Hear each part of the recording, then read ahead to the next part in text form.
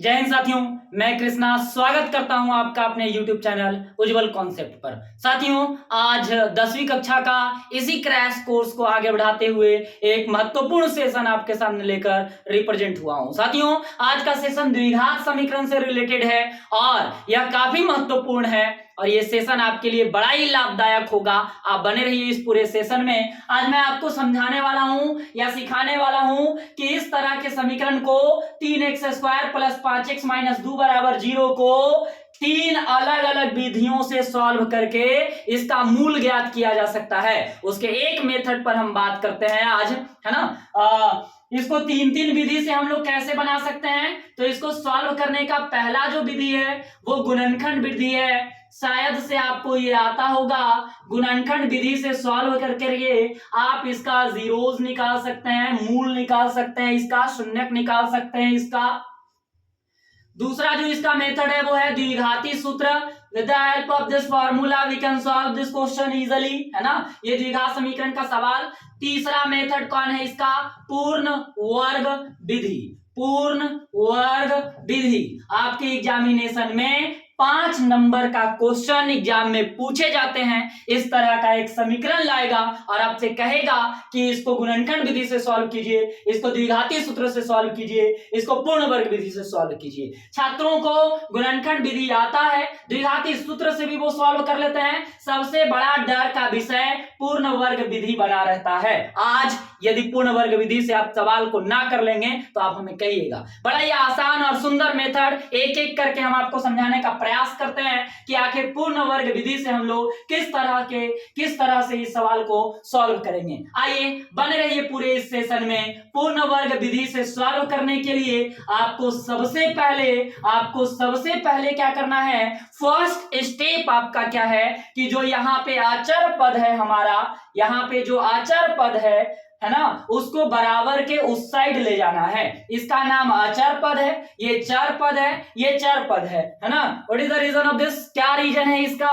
तो जिसके साथ ABCD का लेटर लगा हुआ होता है वो चर राशि होता है। वैसे चर राशि का डेफिनेशन मैं पिछले कई क्लासों में बताया आपको। चर राशि का मतलब होता है कि जिसका मान हमेशा बदलते रहता है ना। कई सारा मैथमेटिक्स में आप जगह पे लिखे हुए देखे होंगे कि x इज इक्वल टू 1, कहीं x इज इक्वल टू 2, कहीं x इज इक्वल टू 100। कोई फिक्स कर सकता है क्या कि x का मान 100 होगा? नहीं। तो x क्या है? हमारा चर राशि है ना। x क्या है? चर राशि। और इस तरह का कोई नंबर लिखा हुआ हो तो इसको बोलते हैं कांस्टेंट। ये बदलता नहीं है, 2 है, 2 ही रहेंगे। तो पहला स्टेप हम आपको क्या बताएं कि सबसे पहला काम है आपका कि अचर पद को हम लोग साइड करते हैं, बराबर के उस तरफ लेकर जाते हैं। तो यदि 2 हमारा माइनस में, इधर जाएगा प्लस में, यदि प्लस में रहेगा तो माइनस में। क्या सबको समझ में आया? ये पहला स्टेप है ना। बहुत इजी है, बहुत इजी। दूसरा स्टेप समझो, ध्यान से देखो। x² के बगल में जो भी नंबर रहेगा उसी नंबर से आपको इन सारे में डिवाइड करना है ना।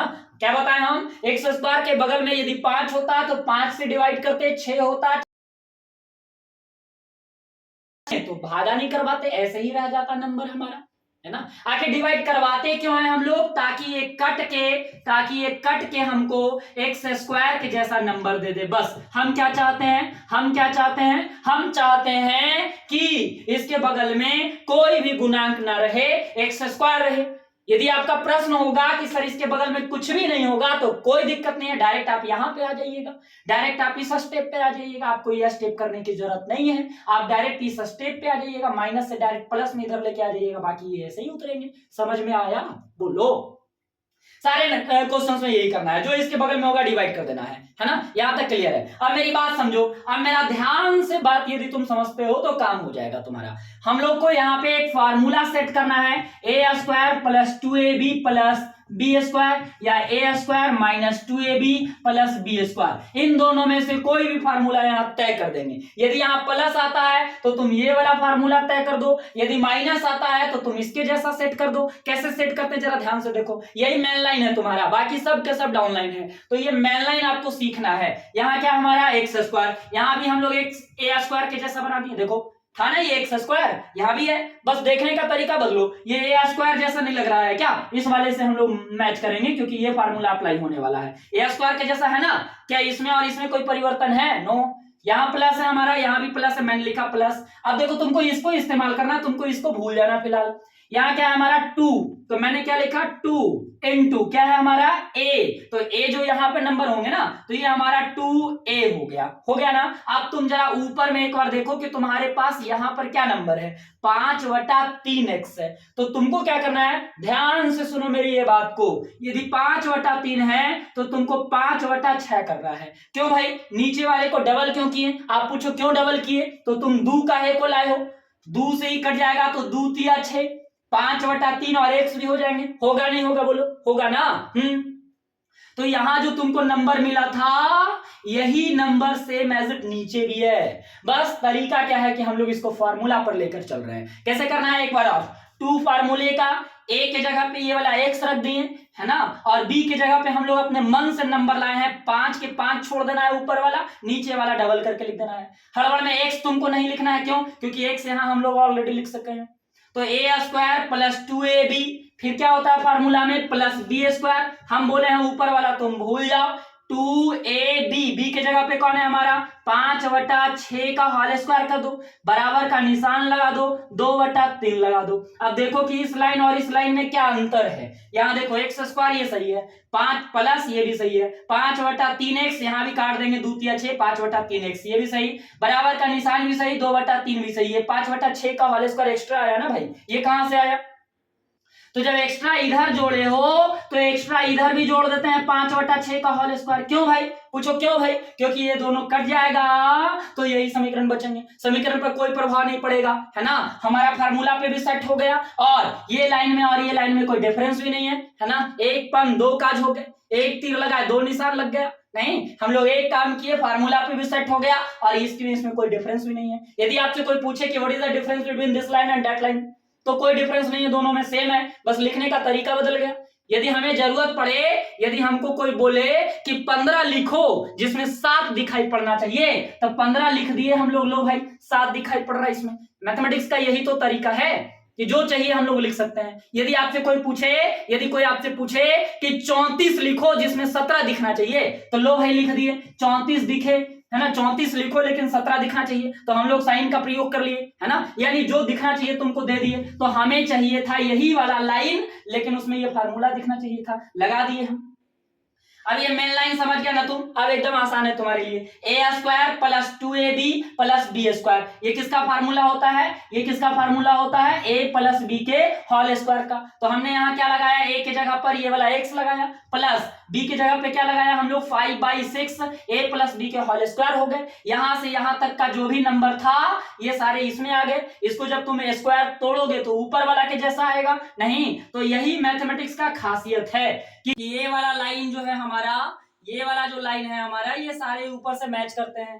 तो ये x + 5/6 का होल स्क्वायर बराबर में क्या आ गया हमारा, बराबर में 2 बटा कितना हो गया 3, और फिर इधर में प्लस में 5/6 का स्क्वायर कितना हो जाएगा 25/36 का होल स्क्वायर। इसके बाद यदि आप देखते हैं तो कैलकुलेशन कीजिए, बड़ा ही आसान है, यहाँ हमारा x + 5/6 का होल स्क्वायर हो जाता है, और अगली बार हमारा यहाँ अगर एलसीएम लेंगे 3 और 36 का, तो हमारे पास एलसीएम 36 हो जाता है, 3 को भागा करवाएंगे 36 में तो 12, 12 में 2 से गुना करवा दिए 24, 36 में 36 से भागा करवाएंगे 1, यहाँ आ गया 25, तो हमारे पास x + 5/6 का होल स्क्वायर, 24 और 25 यदि जोड़ते हैं तो 49/36, स्क्वायर हटाएंगे रूट में जाएगा, तो x + 5/6 स्क्वायर हटा दिए, कहाँ आ गया रूट में आ गए, 49/36, वर्गमूल निकल जाएगा तो 7/6।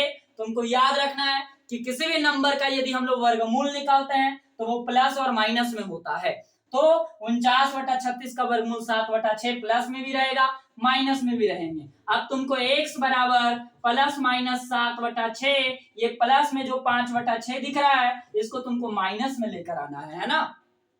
अब यहां से तुम अल्फा का वैल्यू निकाल सकते हो, वो कैसे, तो तुमको 7/6 को प्लस में इस्तेमाल करना है और 5/6 जैसे है वैसे ही रहेंगे। तो इसको देखो, जिसका नीचे वाला बराबर ऊपर वाला डायरेक्ट घटा लेते हैं, 2/6 कट गया, आ गया हमारा 1/3। ये अल्फा का मान, बोलो सर बीटा कैसे निकालेंगे, अभी बता रहे हैं, बीटा बराबर 7/6 तुमको माइनस में रखना है, ये हो गए, और ये हमारा जैसे है नंबर 5/6, ये तो इधर से आए हैं ना, तो ये वैसे ही रहेगा, जिसका नीचे वाला बराबर हो ऊपर वाला डायरेक्ट जोड़ लेंगे, 7 और 5 12, नीचे में 6 ही रह गया, काट दिए तो 6 दूनी 12 माइनस 2 बीटा का मान हो गया और 1/3 हमारा अल्फा का मान हो गया। तो उम्मीद करते हैं कि आपको ये पूर्ण वर्ग विधि से सवाल करना आया होगा। आइए इसी सवाल को हम आपको द्विघाती सूत्र से बना के दिखाते हैं कि द्विघाती सूत्र से इस सवाल को हम लोग कैसे सॉल्व करते हैं। बड़ा ही इजी है। आपको ध्यान रखना होगा कि जो एक्स स्क्वायर के बगल में होता है उसको a कहते हैं और जो x के बगल में होता है उसको b कहते हैं और जो हमारा अचर पद होता है उसको -2 कहते हैं। आपको याद होना चाहिए कि विवेचक का फार्मूला होता है d बराबर b² - 4ac। ये ऑब्जेक्टिव क्वेश्चन में भी पूछे जाते हैं, तो तुमको ध्यान रखना होगा कि विवेचक d है ना या विविक्तर formula b² - 4ac। Value put कर दो। b का मान 5 है तो 5 का स्क्वायर 4, a का मान 3, c का मान -2, 5 का स्क्वायर 25 माइनस माइनस प्लस 4 की 12 दूनी 24, 25 और 24 49। यहाँ पे तुमको 3 तरह का वैल्यू देखने को मिलेगा। पहला d का मान तुमको 0 से बड़ा मिलेगा। दूसरा d का मान तुमको 0 के बराबर मिलेगा। तीसरा d का मान तुमको 0 से छोटा मिलेगा। और इन तीनों का बात करते हैं। यदि d का मान 0 से बड़ा होगा यानी 1 2 3 4 5 कुछ भी हो 0 से बड़ा हो तब इसको सॉल्व किया जा सकता है ना। और इसका जो मूल होगा वो अलग अलग आएंगे, दो अलग अलग उत्तर आएगा, अल्फा अलग बीटा अलग। कब भाई? जब 0 से बड़ा हो। और जब 0 के बराबर आ जाए तब क्या होगा? अल्फा और बीटा बराबर होंगे। नोट कर लो कॉपी में। यदि d का मान 0 के बराबर है तब इसके मूल वास्तविक और समान होंगे। इसके मूल वास्तविक और समान होंगे। यदि d का मान 0 से छोटा है तब इसके मूल काल्पनिक होंगे, ज्ञात ही नहीं किया जा सकता है। और यदि d का मान 0 से बड़ा है तब इसके मूल क्या होंगे? तब इसके मूल जो है वास्तविक होंगे लेकिन असमान होंगे। फॉर्मूला क्या है हमारे पास? x बराबर -b प्लस माइनस √d/2a। किसके लिए? यदि d का मान 0 से बड़ा आया है यानी हमारा बड़ा आया है, हम ये फार्मूला लगाएंगे। आप कहोगे सर d बराबर 0 आया तब क्या फार्मूला लगाएंगे? तब तुमको लगाना है x बराबर -b/2a। यही फार्मूला लगाएंगे जब d हमारा 0 के बराबर आएगा। बोलोगे सर d 0 से छोटा आया, माइनस में आया, तब क्या करेंगे? कुछ नहीं, है ना। इसको सॉल्व नहीं किया जा सकता, इसका कोई अस्तित्व नहीं है, इसके मूल ज्ञात नहीं किए जा सकते हैं। दो ही कंडीशन में ज्ञात किए जा सकते हैं, पहला और दूसरा। पहला के लिए मैंने यहाँ फार्मूला, दूसरा के लिए यहाँ। दोनों को बनाएंगे कैसे? देखो ध्यान से। -b है हमारा तो b की वैल्यू कितनी है? 5 प्लस माइनस √d, d का मान कितना हमारा? 49 बटा में क्या हो जाएंगे हमारा? 2a। तो 2 के 2a का वैल्यू कितना है हमारे पास? 3। तो माइनस में हो गया 5 और प्लस माइनस 7, 49 का वर्गमूल 7, 3 दूनी हो गया 6। अब यहाँ से अल्फा निकालेंगे, बीटा निकालेंगे। बोलो सर कैसे? तो अभी तो जस्ट बताए थे पूर्ण वर्ग विधि में 7 प्लस में 7 माइनस में 2 बार इस्तेमाल कर लो। तो -5 और प्लस 7/6 तो घट जाएगा 2/6, काट देंगे 1/3। याद करो अभी 1/3 ही लाए थे। कोई भी विधि से बनाओ एक सवाल के एक ही जवाब होंगे, चाहे वो पूर्ण वर्ग विधि से बनाओ, द्विघाती सूत्र से बनाओ या गुणनखंड से बनाओ। तो हमारे पास दूसरा सवाल कैसे करेंगे? दोनों माइनस में। ये माइनस तो हमारा फार्मूला की वजह से, ये 7 माइनस इस रूट की वजह से लिए इस बार। 7 और 5 माइनस में 12 बटा में 6 कट गया तो माइनस में 2 आ गया। हमारा इस सवाल का जवाब हो गया। ये हमारा